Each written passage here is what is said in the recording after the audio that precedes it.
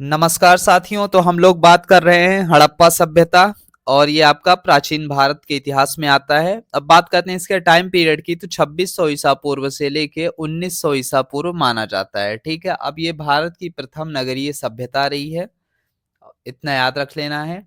और नेक्स्ट अगर हम बात करते हैं तो हड़प्पा सभ्यता का उदय की जब बात की जाती है तो प्रारंभ में यह मान्यता प्रचलित थी कि जो ये हड़प्पा सभ्यता है ये मेसोपोटामिया के लोगों द्वारा डेवलप की गई है। मेसोपोटामिया मतलब जो आज का इराक है, वहां पे मेसोपोटामिया सभ्यता प्रचलित रही है। तो पहले ऐसा अनुमान लगाया जाता था और ऐसी मान्यता भी थी, लेकिन आधुनिक शोधों से यह पता चला कि जो मेसोपोटामिया है उसकी अपनी अलग सभ्यता है और हड़प्पा सभ्यता अपनी एक अलग सभ्यता थी। अब कैसे पता चला? तो दोनों का जो नगर नियोजन पद्धति थी बहुत अंतर था। इस वजह से क्या किया गया कि हाँ भैया, अगर वो चीज है, अगर इराक में जैसे नगर नियोजन है वैसे ही नगर नियोजन हड़प्पा में क्यों नहीं दिखते? अगर वहीं के लोगों ने डेवलप किया तो वही सेम मिलनी चाहिए, लेकिन ऐसा संभव नहीं था। जब वहां के लोग वही सेम डेवलप किए होते तब तो मिलता, लेकिन उन्होंने डेवलप किया नहीं था। अपनी हड़प्पा सभ्यता क्या है, खुद से डेवलप की हुई संस्कृति है, यही वजह से। और दूसरा क्या है, देखा गया लिपि का आधार।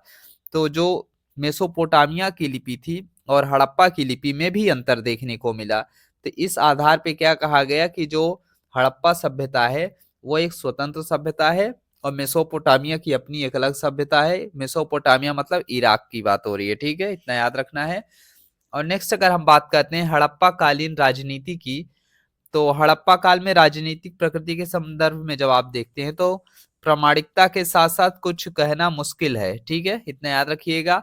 क्योंकि वहां पे आपको एक प्रशासनिक ढांचा ऐसा नहीं दिखता कि आप डायरेक्ट अनुमान लगा दो कि राजा है, मंत्री है, कुछ इस तरीके। नहीं, आप ऐसा नहीं कह सकते हैं। लेकिन साक्ष्यों के आधार पे आप कह सकते हैं कि यहाँ पे केंद्रीय प्रशासन था, नगर प्रशासन भी था। क्योंकि जो नगर हाईली डेवलप थे, गलियां हो गई, नालियां हो गई, कुछ इस तरीके का, जब तक नगर प्रशासन नहीं होगा तो नगर इतना हायर लेवल पे डेवलप ही नहीं हो पाएगा। जो सफाई की व्यवस्थाएं हुआ करती थी जिस तरीके का, तो पूरा स्ट्रक्चर बेस पे आप कह सकते हैं कि हाँ, जो नगर प्रशासन भी था एक केंद्रीय प्रशासन रहा होगा। और प्रशासन में खास बात है कि जो व्यापारियों की भूमिका थी वो ज्यादा महत्वपूर्ण रही होगी, ऐसा अनुमान लगाया जाता है, ठीक है, इतना याद रख लेना है। नेक्स्ट क्या कह सकते हैं, जो हड़प्पा की जो लिपि थी वो बुस्ट्रोफोन कौन सी थी? बुस्ट्रोफोदन लिपि थी, ठीक ना। अब बुस्ट्रोफोदन क्या होता है? तो ये भाव चित्रात्मक होती है, पिक्टोग्राफी बेस पे होती है।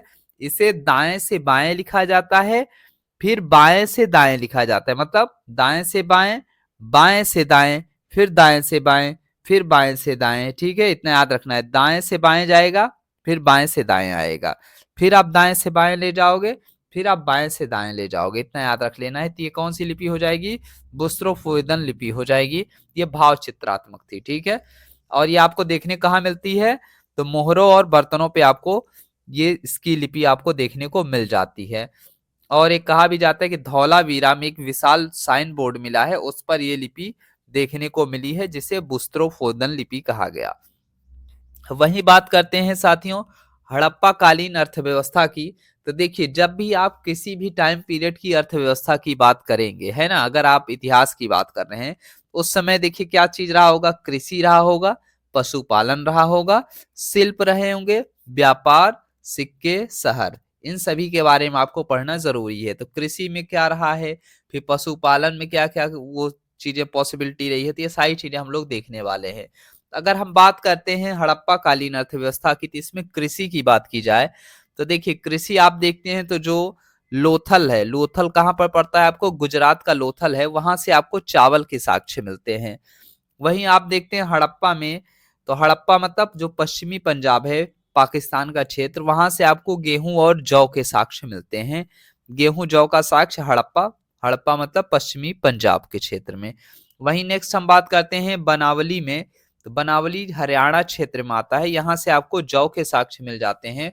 और कालीबंगा राजस्थान में है, यहाँ से आपको जूते हुए खेत मिलते हैं, मतलब जोता हुआ खेत आपको मिलता है कहाँ पे? कालीबंगा में देखने को मिल जाता है।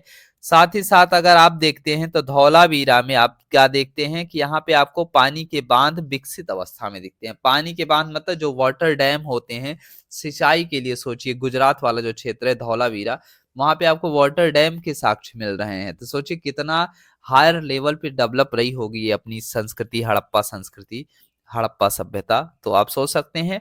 नेक्स्ट अगर देखते हैं तो अब इसका मेन चीज क्या है, जो ये क्षेत्र था ये आप देखेंगे तो सिंचाई के लिए बाढ़ पर निर्भर थे ही थे। और जब बाढ़ आती थी तो क्या करती थी, मिट्टी को लाती थी। जब जब बाढ़ आती थी, याद रखना है उपजाऊ मिट्टी हमेशा नदियां अपने साथ लाती ही लाती हैं, ठीक है। और खास बात है कि उस समय देखिए ज्यादा तो नहीं प्रकृति पर निर्भरता रही है। जैसे कि आज के भी टाइम में देखेंगे तो भारत का एग्रीकल्चर क्या है, ज्यादातर मानसून बेस्ड ही है। ऐसा नहीं कि बारिश नहीं होगी तो हम लोग अच्छी खासी खेती कर पाएंगे, नहीं। बहुत सारे एरिया इम्पैक्ट हो जाते हैं आज भी अगर बारिश नहीं होती तो। भारत में वर्षा मतलब मानसून का बहुत बड़ा महत्व रहा है एग्रीकल्चर के दृष्टि से, तो आज भी और पहले भी रहा है, ठीक है।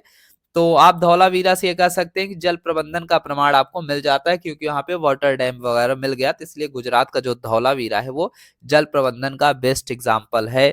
कब, हड़प्पा कालीन समाज का, मत याद रखना है। तो बात करते हैं पशुपालन की। मिट्टी की मूर्तियों, मोहरों, बर्तनों पर चित्रित जानवरों की चित्र, और आप देखते हैं तो हड्डियों के आधार पे ना जानवरों के चित्र हो गए और जानवरों की हड्डियां भी उस पे बनाई गई हैं, जिससे पता चल जाता है कि हड़प्पा वासियों को बहुत सारे पशुओं का ज्ञान था, जिनमें से आप देखेंगे तो बैल, हाथी, कुत्ता देखने को मिल जाते हैं। अब मिट्टी की मूर्तियों में सर्वाधिक अगर आप मूर्ति देखते हैं तो कुबड़ वाले बैल की दिखती। किसकी? कुबड़ वाला बैल मतलब नंदी, भगवान शंकर जी का जो सवारी नंदी होता है, तो उसकी आपको सर्वाधिक मूर्तियां देखने को मिल जाती हैं, ठीक है।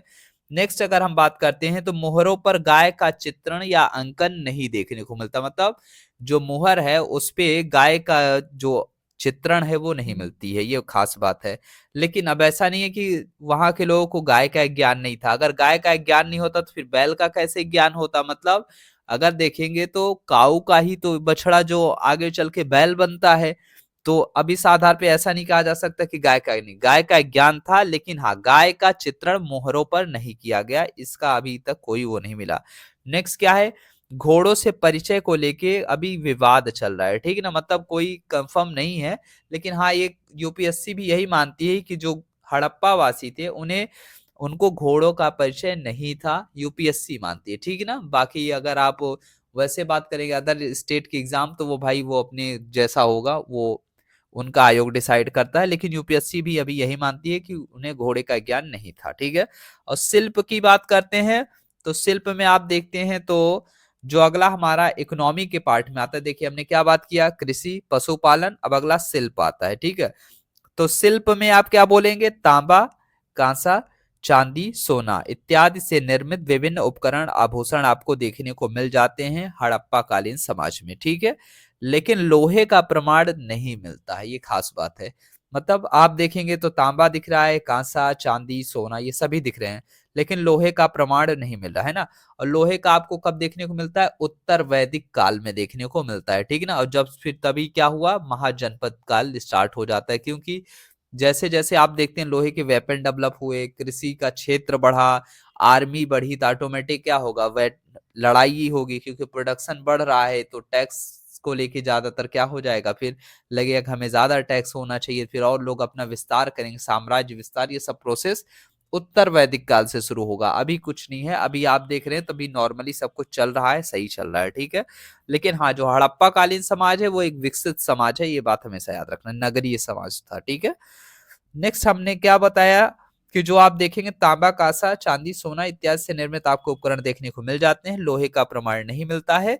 बात करें तो घातक हथियारों का प्रमाण अपवाद स्वरूप ही मिलता है।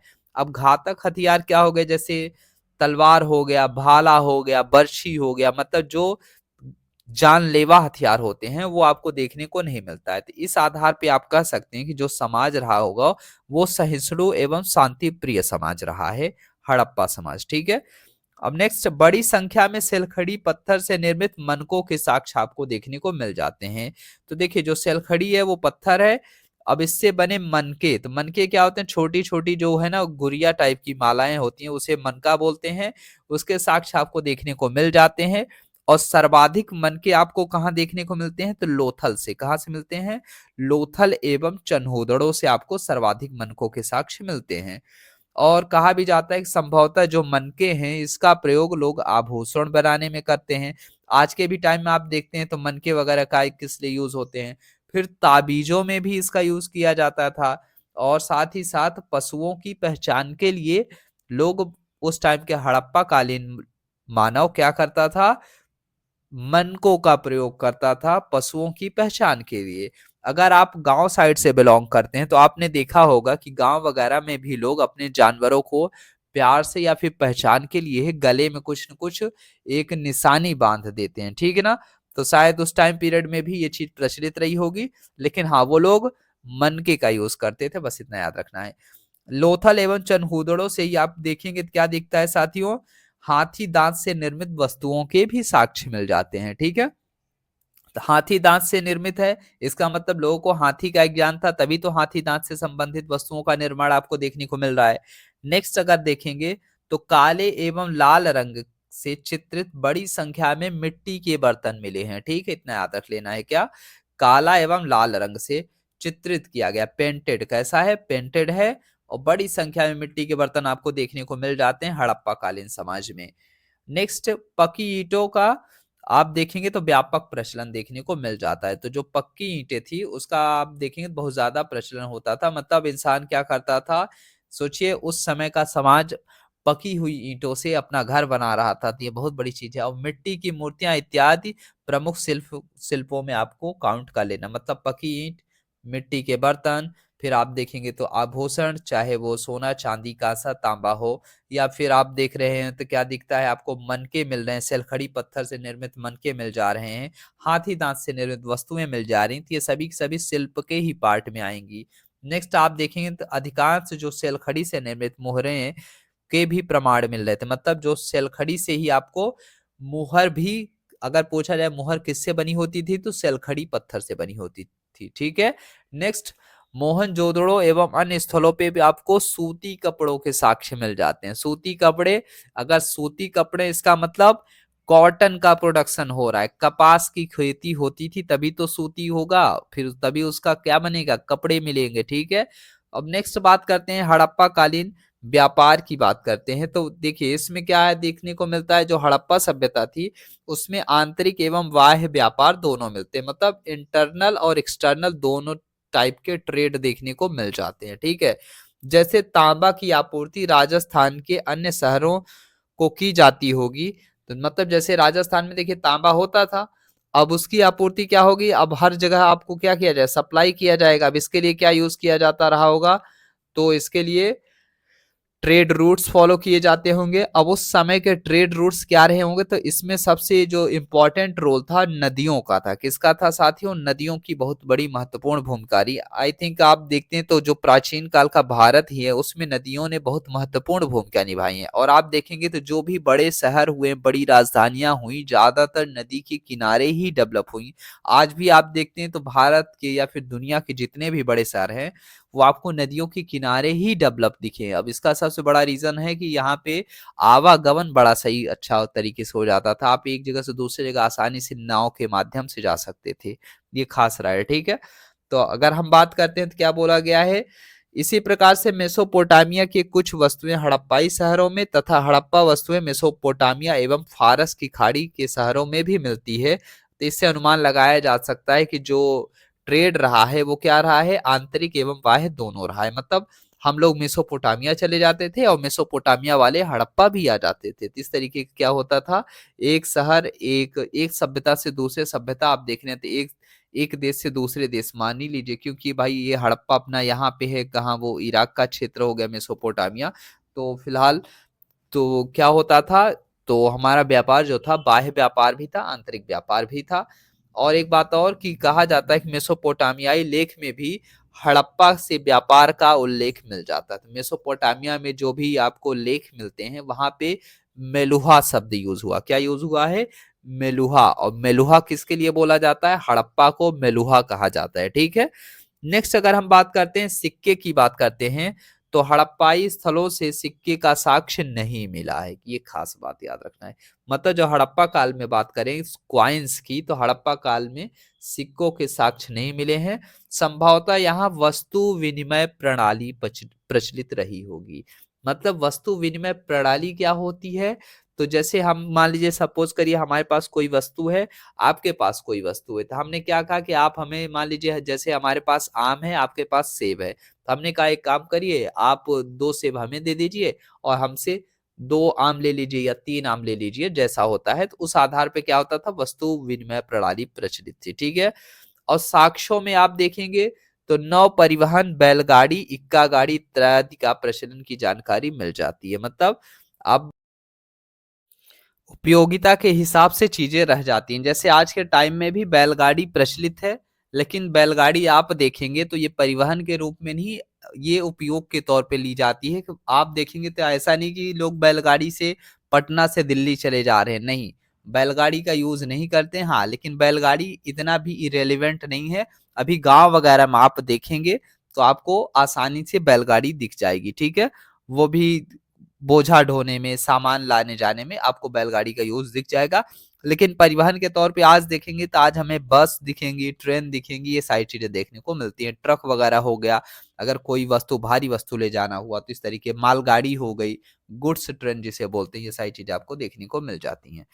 नेक्स्ट कहा जाता है कि दैमाबाद से कांसे निर्मित इक्का गाड़ी का साक्ष्य मिला है जो रथ जैसा दिखता है। और वहीं जब लोथल गुजरात से आप देखते हैं तो पकी ईंटों द्वारा निर्मित विशाल डाकयार्ड मिलता है। क्या मिलता है? डाकयार्ड का प्रमाण मिलता है। और सारे जो शहर थे वो नदी के किनारे थे, हर कोई जानता है, तो इससे परिवहन भी आसानी से बेहतर तरीके से हो जाता था। और कहा भी जाता है कि जो नदियां होती हैं वो परिवहन का एक बेहतर माध्यम होती हैं, ठीक है, इतना याद रख लेना है। नेक्स्ट अगर हम बात करते हैं जो मिट्टी की जो हमें नाव मिल रही हैं, तो वो मिट्टी की मिल रही है, तो इससे ये पता लगाया जा सकता है जो इंसान थे, वहां के मानव थे, वो क्या करते थे, नाव का यूज करते थे और नाव के माध्यम से ही जाते थे। अब मिट्टी की नाव देखिए क्यों, अब मिट्टी की नाव देखिए जब प्रचलित रहेगी कोई चीज तभी इंसान क्या करता है, उसका एक मूर्ति रूप दे सकता है, ठीक है ना। मान लीजिए जैसे हम लोग बचपन में कोई चीज बनाते थे, जब हम लोग चीजें देखते थे तभी तो मिट्टी से बनाते थे वो चीजें। ऐसे उस टाइम पीरियड के भी रहे होंगे लोग जिन्होंने, बच्चों ने या फिर वहां के मानव ने या कलाकारों ने ही वो चीज बनाई होगी, मिट्टी की नाव वगैरह। इसके आधार पे अनुमान लगाया जा सकता है कि हाँ, नाव उस समय प्रचलित थी और परिवहन के साधन के तौर पे बड़ा सही था व्यापार वगैरह करने के लिए।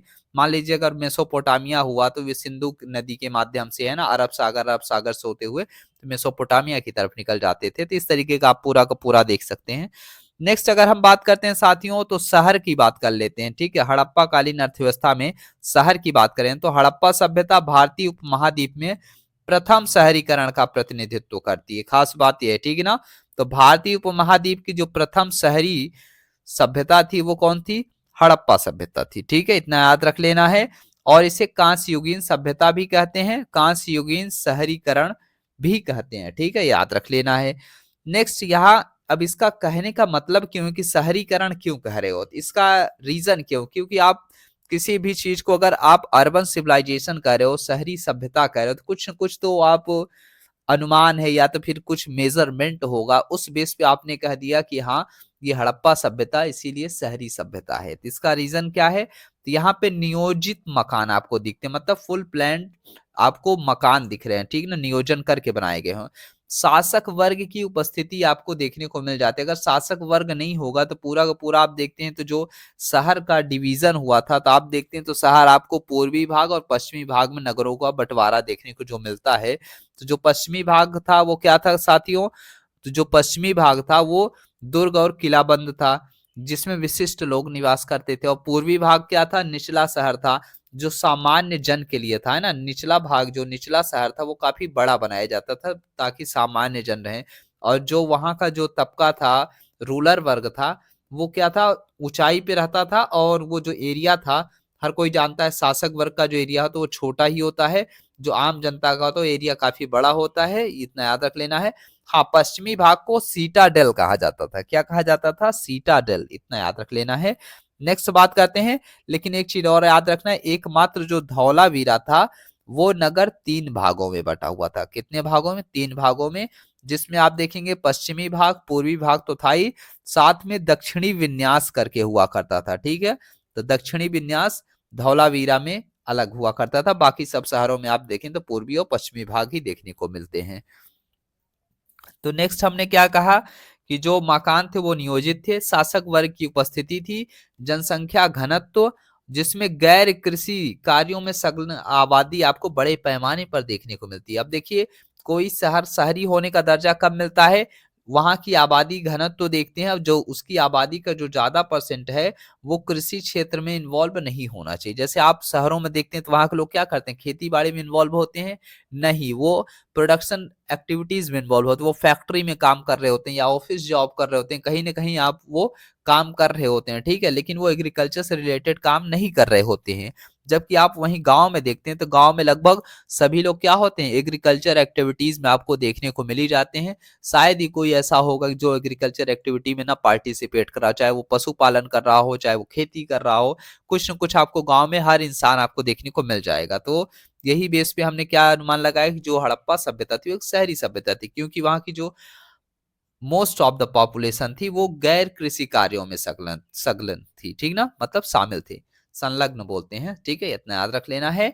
नेक्स्ट वही बात करते हैं, जो बड़े पैमाने पे आंतरिक एवं बाह्य व्यापार का प्रचलन भी देखने को मिलता है। तो ये बहुत अनोखा रिप्रेजेंटेशन मतलब बता रहा है कि जो हड़प्पा सभ्यता है वो शहरी सभ्यता थी। ठीक ना, क्योंकि आप देखेंगे तो गांव वगैरह में कहाँ आपको आंतरिक एवं बाह्य व्यापार का ट्रेड देखने को मिलता है, नहीं, गांव से तो चीजें शहर की तरफ लाई जाती हैं। ठीक ना, तो इतना याद रख लेना है। इसका मतलब जो वो शहर मतलब हड़प्पा सभ्यता थी वो एक शहरी सभ्यता थी।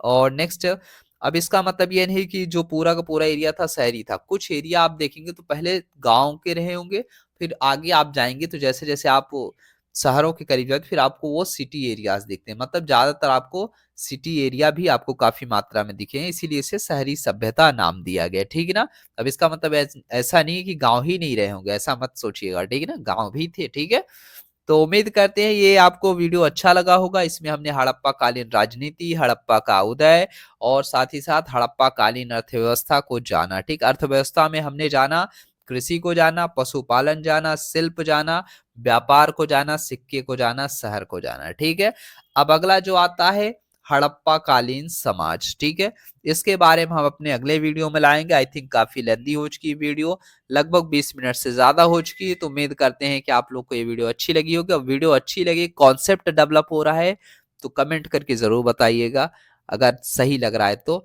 बाकी लाइक करना मत भूलिएगा, शेयर भी जरूर करिएगा। ठीक है ना, लाइक शेयर कमेंट ये तीनों कंपलसरी है भाई साहब, हमें भी थोड़ा अच्छा फील होगा। ठीक है, तो मिलते हैं अपने नेक्स्ट वीडियो में, तब तक के लिए बाय बाय साथियों।